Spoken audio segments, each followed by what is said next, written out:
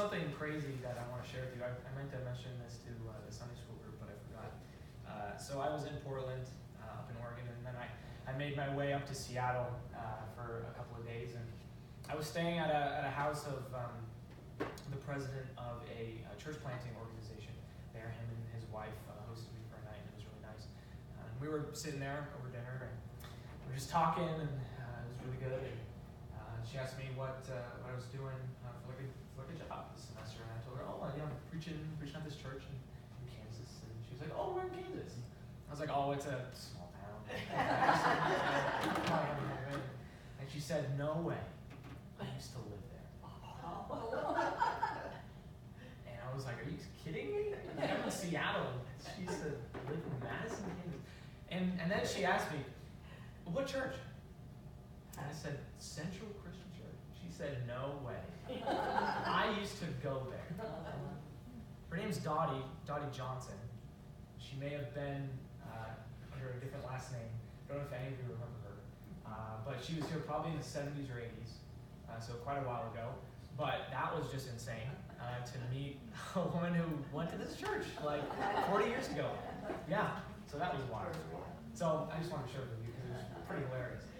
But yeah, so it's good to be back with you guys. So I decided, first Sunday back, I wanted to preach one of my favorite parables in the New Testament. And so as you saw, as you heard, whenever I read the scripture reading, it's the parable that you know of as the Prodigal Son, parable of the Prodigal Son. And I know some of you probably are rolling your eyes like, man, I've heard that story so many times. Why did you pick that one? But hear me out. I think today is not your normal Prodigal Son sermon. I think it's different. Something you haven't heard before. In fact, I'd like to rename the story. Instead of Prodigal Son, I'd like to rename it Prodigal God.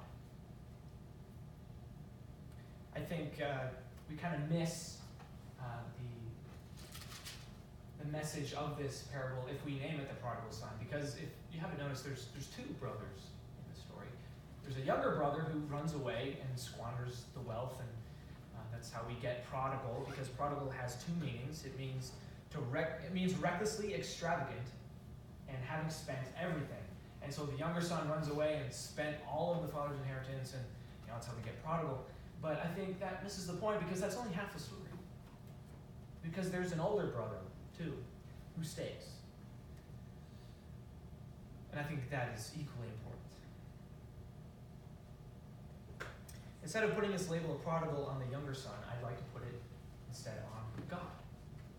Recklessly extravagant and having spent everything. So I'll get back to that. But let's dig into the text here and walk through the true meaning of this passage, because I feel like we don't really get that completely. So if your Bibles aren't already open, just open to Luke chapter 15. And so I know you're probably pretty familiar with the first half of the story, the younger brother who runs away, squanders all the wealth, and then comes back and the dad forgives him. We're familiar with that. But I want to focus more on the second half. I want to focus more on the older brother. And so let's start at verse 25, the story of the older brother. It starts off, meanwhile, the older son was in the field. When he came near the house, he heard music and dancing. So he called one of the servants and asked him what was going on. Your brother has come, he replied, and your father has killed the fattened calf because he has him back safe and sound. The older brother became angry and refused to go in. So his father went out and pleaded with him. But he answered his father, look, all these years I've been slaving for you and never disobeyed your orders. Yet you never gave me even a young goat so I could celebrate with my friends. But when this son of yours, who has squandered your property with prostitutes, comes home, you kill the fattened calf for him. My son, the father said, you are always with me, and everything I have is yours. And so the main storyline of this parable is in verses 11 through 31. But I think in order to get the entire context of the story, we need to look back at the beginning of the chapter, in verse 1 of chapter 15. This sets the whole scene for the story. So it says in verse 1, it tells us who Jesus is talking to here. Who is the audience? Who is Jesus trying to teach here? And so it says in verse 1, now the tax collectors and sinners were all gathering around to hear Jesus. But the Pharisees and the teachers of the law muttered, this man welcomes sinners and eats with them. Then Jesus told them this parable. So who is Jesus teaching to here? It says, yes, tax collectors and sinners, but also, look, the Pharisees and the teachers of the law. Who is Jesus communicating to, the first group or the second group? The progressive tense of the Greek verb, were gathering, brings out the fact that this was an ongoing action of Jesus' ministry. Sinners and tax collectors constantly flocked Jesus. They loved him. They were constantly just wanting more from him all throughout his life. Jesus sees that the Pharisees and the teachers of the law are complaining. They look at Jesus and all these tax collectors and sinners who are constantly flocking to him, and they scoff like, how come Jesus is getting all these sinners? Why don't they come to us? They never come for our services. They go to him. Jesus must be just telling them what they want to hear, right? There's no way that what he's saying is true. There's no way. They're complaining. They have just an awful attitude. So who is Jesus directing his teaching toward? It's the second group, which oftentimes gets confused. We think it's the first group, but it's the second. The Pharisees and the teachers of the law, the righteous of society. It's a response to their attitude. This parable takes an extended look at the soul of the older brother, the one who stays, the one who obeys. And it's a powerful plea for him to change his ways. Throughout the centuries, this text has been taught in churches with almost exclusive focus on the younger brother, the one who runs away. And I can just, picture Jesus telling this story to the audience, and they're all on the edge of their seat, and their eyes are welling up with tears. Oh, it's so beautiful that the Father forgives the Son. Oh, it's okay. God will forgive you no matter what you do. Oh, it's so beautiful. That's what we think of this story. But I don't think that's entirely accurate. We miss the point if we do this, because the target audience of this parable is not the sinners or the tax collectors, it's the Pharisees and the teachers of the law. It's the morally righteous ones who are being taught here, the ones who devoutly follow the Bible and everything it says. Jesus is not so much pleading with the immoral outsiders, but with the moral insiders. So we think about Jesus teaching this parable to these people, and they were not crying. They were not welling up with tears. In fact, quite the opposite. They were probably appalled. They were offended, extremely offended. There's no way the Pharisees and the teachers of the law would have approved of this message. Are you kidding me? No way. I am righteous. I'm the one who obeys all the rules. I'm the one who deserves to go to heaven. But that's not what Jesus teaches here. This story reveals the self-centeredness of the younger brother, the one who runs away, yes, but also the deep self-centeredness of the older brother, the one who stays. This teaches that there are two kinds of people. Both older and younger brothers are with us even today. Frequently, the oldest sibling in a family is the parent pleaser, the responsible one who obeys the parental standards, and the younger sibling is, tends to be more of a rebel. They're more of a free spirit. They do whatever they want. And so growing up, the first child grows up, gets a conventional job, and stays near mom and dad, while the younger sibling moves as far away as possible. That's just natural. And of course, that's not always true, but it tends to happen.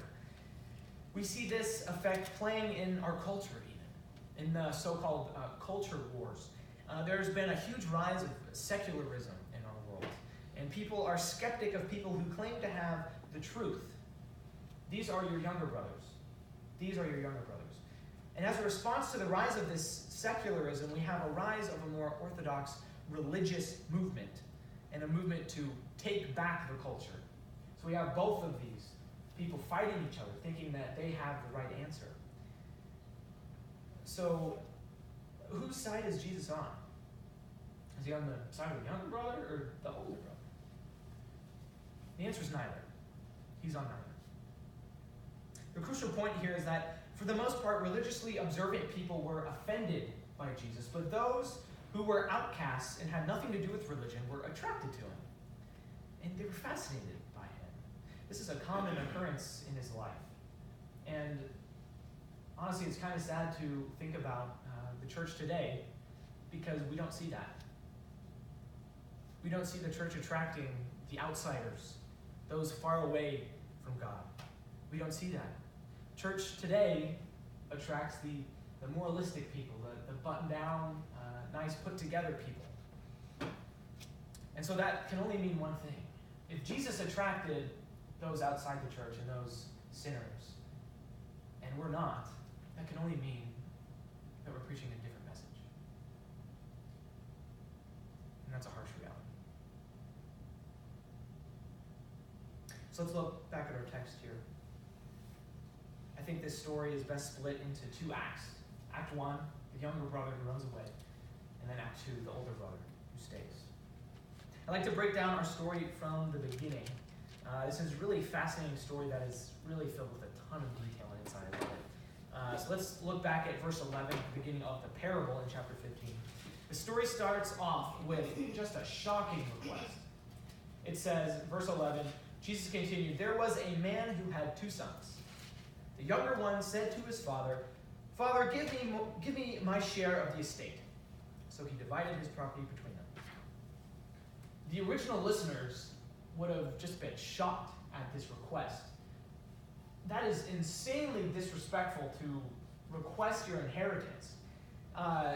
It was very common in this day for when the father dies, the sons would get the inheritance. The older son would get 2/3 of the inheritance, and the younger one would get just 1/3.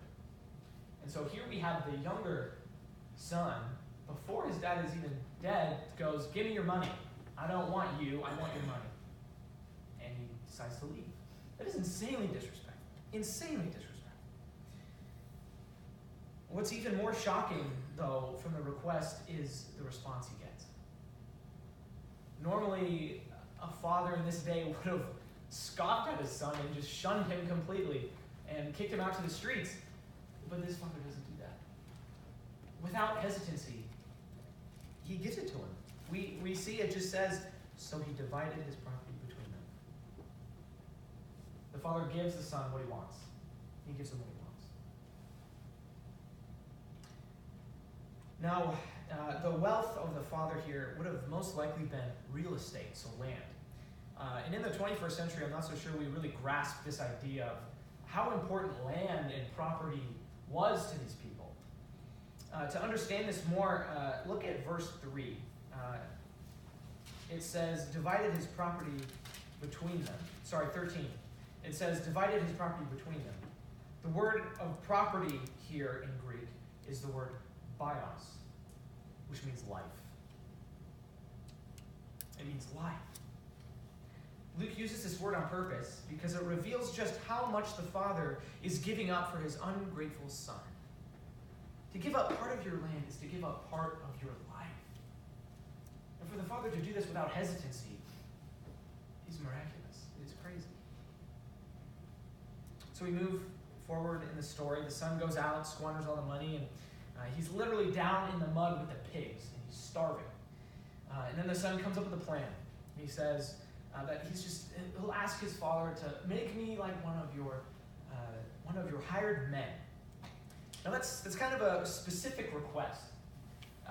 For the son to come back to his father means that he has to return to his community. This was a collective culture. In America, we're more of an individual culture, so we kind of only think of how things affect us personally as the individual. But here in this culture, it's all about the community, the group. And so for the son to dishonor his father and then leave is pretty much like dishonoring his whole community. And so he dishonored his community and left, and now he wants to come back. How is he ever going to recover from that? And so he can't just come back and say sorry and be accepted. No, that's not how it works. He's got to work his way back. He wants to become a hired man to work his way back up, to regain his honor. So then we come to the final scene of Act 1 about the younger brother. He slowly makes his way up to his father's house. He's really nervous. I can just kind of picture him just kind of rehearsing what he's going to say in his mind. You ever do that? Just rehearsing what you're going to say? You're just really nervous and just wondering how it's going to go. And man, he's just caught off guard completely by the father's response. The father sees him from a distance. And he doesn't wait for the son to come to him. He sees him and he runs to the son. He doesn't walk, he runs.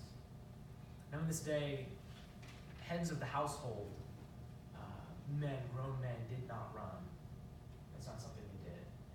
Children might run, young women, young men might run, but not heads of the household. There's no way. Men wouldn't dare pick up their robes to expose their legs to run. They would never do that. But here we see the father do that exact thing. What I'm going to say, it's reckless, extravagant. But before the son can even explain himself, the father says, "Quick, bring the best robe and put it on." The best robe here would have been his own robe. The best robe in the house. This is insane because by the father showing his son this love, this affection, by giving him the robe, basically is saying, I have accepted my son back. He accepted him back without doing anything. He didn't earn it back. He just received it. This is insane. This never would have happened. The father says, I'm not going to wait for you to pay back your debt. I'm just going to accept you. And he throws a party. This is ridiculous. Now it says here that the father wanted a fattened calf prepared. In this society, meat was a delicacy. Most meals didn't even have meat because it was rare. To have a fattened calf, though, the fattened calf, oh my word, that was insane. It was the most delicate thing you could eat. And so to have a fattened calf at a party, everyone would have been there. Everyone in the community would have showed up to this because it was such a big deal. It's such a big deal. All of this for the son who disrespected and dishonored his father. That's reckless. And now we have Act 2. The older brother. And I would argue the main point of Jesus' teaching of this parable. When the older brother hears from his servants that the younger brother has returned, he's furious. Now instead of the younger brother shaming his father, it's him. It's the older brother. He refuses to go into one of the biggest parties of his lifetime. He doesn't go in, he stays outside. This is extremely, extremely dishonoring to his father, who now has to leave the party to go out to his son. He's like the center of the party. This is his house. This is his party.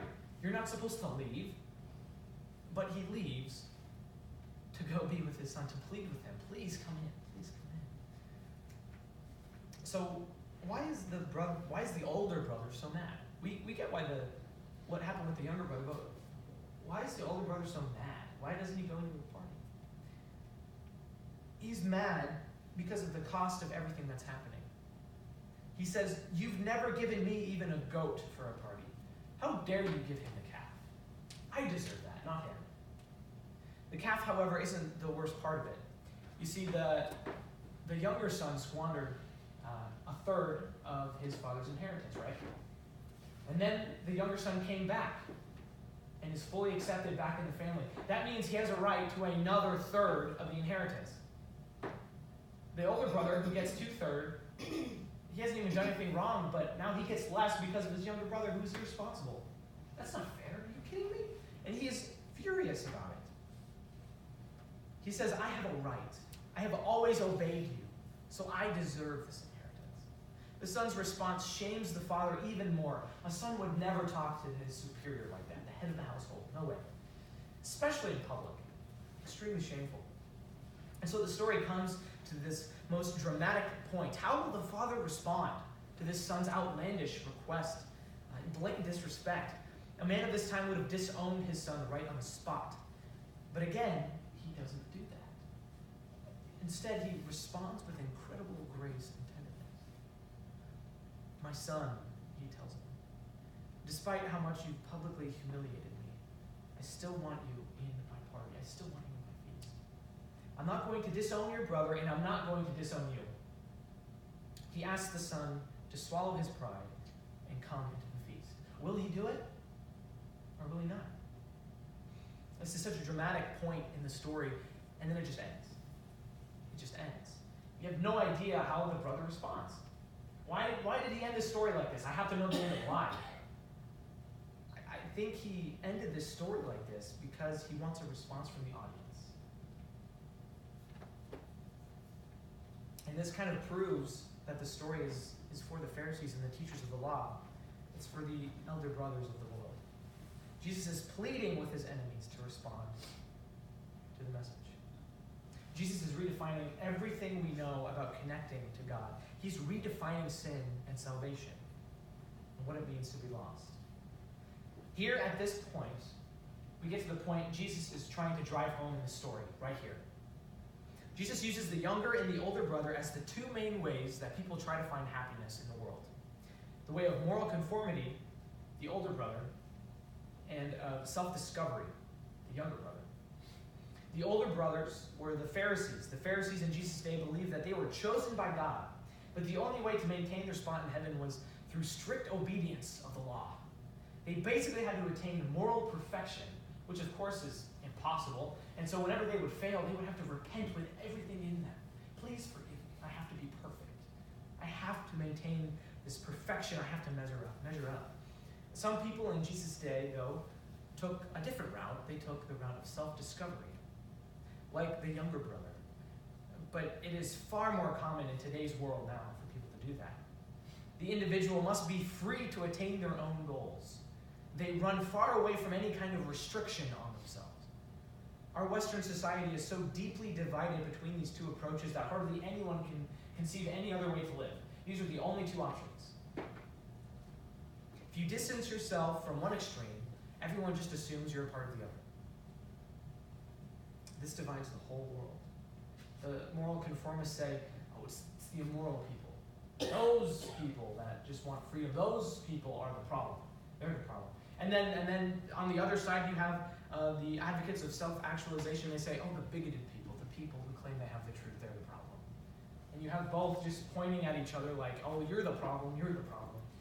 But nothing ever happens, nothing gets done. Each side says, if you're not for us, you're against us.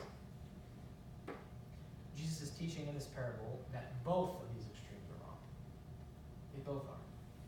Jesus defines sin in two ways in this parable. The first way is the obvious one, the way of the younger brother, rebellion. I don't like this, so I'm just going to rebel against it. That's the younger brother. We can recognize that, it's easy. But then in Act 2, we have the older brother, who is extremely obedient and self-disciplined. So we have two sons here, one deemed bad by social standards, the younger brother, and one good. And yet both of them are alienated from the father. The father has to go and invite both his sons into the party. They both have done wrong. But at the end of the story, the unthinkable happens. The younger son, the dirty sinner, is inside the party. He's saved. While the morally righteous person isn't. Wow. This is a complete reversal of everything we've ever been taught. This would have made the Pharisees furious. Someone who has disobeyed the Father their entire life will get into heaven before me, a morally righteous person, someone who has lived up to these standards my whole life? No way. There's no way. Matthew 21:31 even says, the tax collectors and the prostitutes enter the kingdom before you. The humble sinner who admits he has done wrong is saved. But the prideful Pharisee, that's a different story. What did the younger brother want most in his life? He wanted to make his own decisions. He didn't want to be held back by his family's traditions, and so he escaped. By making a bold power play, he defied his community and left. So what did the older brother want? If you really think about it, he wanted the same thing. He wanted the same thing. He didn't want the Father. He wanted his stuff. He wanted his money. But he took a different route. Instead of rebelling and just boldly asking for it, he stuck around. He stuck around. The hearts of the two brothers were the same. They both resented the Father's authority and wanted to get away from it. They both wanted to get into a position where they could control the Father and get what they wanted. They both rebelled. One did by being very bad, and the other did by being very good. This leaves us with a shocking message. Both the sons were using the Father for their own self-centered ends, rather than enjoying the loving Father himself. What we learn from this is radical. Careful obedience to God's law may serve as a strategy for rebelling against God. Jesus redefines sin in this parable. Most people think of sin as failing to keep God's rules, but Jesus' definition of sin runs far deeper than that. You can actually avoid Jesus as your Savior by keeping all the moral laws. If you keep all the rules, you then have rights. You deserve to go to heaven. You deserve for God to answer your prayers. You deserve to have a good life. Are you kidding me? I come to church every Sunday, and yet this guy who's a rotten sinner, he's having a much better life than me. How come? I have a right. I demand this. I have a right. You don't need a Savior because you're your own Savior. You don't want the Father. You just want the benefits the Father brings you. Why did the older brother get so mad? Because he feels like he has the right to wear his father's robes and sit on his throne. In the same way, religious people commonly live very moral lives, but they do it all for the wrong reason. They do it just for leverage over God to get what they want. The older brother only wanted his father for his will. If you, like the older brother, seek to control God through your obedience, then all your morality is just a way to use God to make him give you the things in life you really want. Do you want the things in this life, or do you want God? You have to pick. In verse 29, we're given the fullness of the bitterness of the older brother. He says this: all these years I've been slaving for you. I've been slaving for you. You may be an older brother if when things don't go your way, you don't just feel sorrow, but you feel anger. I deserve better. God, I slave for you. I deserve better. That is not the attitude we should have. Are you slaving for God so you can ultimately control him? Is he a means to an end, or is God the end? Is he the ultimate source to our joy? All these years I've been slaving for you. I've done what you wanted me to do. I followed all the rules. And none of it matters because I did it with the wrong heart. Elizabeth Elliot, who's an author, has a really great story that's not in the Bible, so don't go looking for it, but it's an anecdote, just a story that I think is really interesting. And I think really pulls together this issue really well. So Jesus is with his disciples, and he tells them, carry a stone for me. Carry a stone for me. Really no further instructions, and so Peter, being the smart young man he is, looks around and finds the smallest little pebble that he can, picks it up, and he's like, oh yeah, I got it, puts it in his pocket, and then they just walk along. And then lunchtime rolls around, and Jesus says, okay, let's stop. He tells them to take out their stones, and Jesus waves his hand, and the stones turn into bread. And then Peter looks at his little munchkin breadstick that he's got, and he's like, oh man. So he eats it in one bite, but he's still hungry. And then, after lunch, Jesus tells the disciples, carry a stone for me. So Peter, he's got this down now. He looks around, he finds the biggest rock he can find. This huge boulder. It is painful to carry, but he's starving, and he wants this bread. He cannot wait for dinner time. So he picks up this huge boulder, and he's carrying it along, and he's dying for dinner time. And so finally, the time rolls around, and they go up to this stream, this water. And Jesus says, okay, take out your rocks, and throw them in the water. So they all do it. Peter throws this huge boulder in the water, and then Jesus looks at him and he says, now follow me. And they all just kind of blankly look at him. And he asks, who are you carrying the rock for? Are you carrying it for you or for me? Yeah. Who are you living for?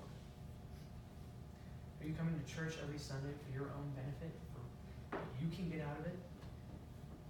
Or are you truly coming to form a relationship with God? Are you slaving for God? Do you feel like you have a right to get into heaven? A right to have a good life? Because newsflash, you don't have a right. Because heaven isn't the end goal. A relationship with the Father is. This passage teaches that everything comes at a price. Nothing is free. Nothing is free. The Father forgave his sons, but at a price. He lost a third of his wealth for his younger son, and then accepted him back to then inherit another third. He slaughtered a fattened calf for a party. He was publicly embarrassed by his older son who refused to go into the party. Even though both brothers are insanely rude, insanely disrespectful, and insanely selfish, the Father invites both of them into his party. The Father loves both of them regardless. Everything comes at a price. And this is why I want to call this story not Prodigal Son, but Prodigal God. Because here we see the Father being recklessly extravagant and having spent everything. Everything comes at a price, including you. You were bought at a price. Because God came down to this earth. He humbled himself to become a mere human. Then he died a humiliating death to pay for your sins. You don't deserve anything. That is reckless. That is so reckless. Consider how the story ends in verse 31. The Father responds to the Son's blatant disrespect and says, "Everything I have is yours. Everything I have is yours." After all that disrespect, he's still so full of grace. He loves us no matter how far we stray from him. And he loves us no matter how much we obey him for the wrong reasons. That is reckless love. So no matter what camp you find yourself in, the younger brother or the older brother, Jesus will find a way to get to you. He recklessly pursues you.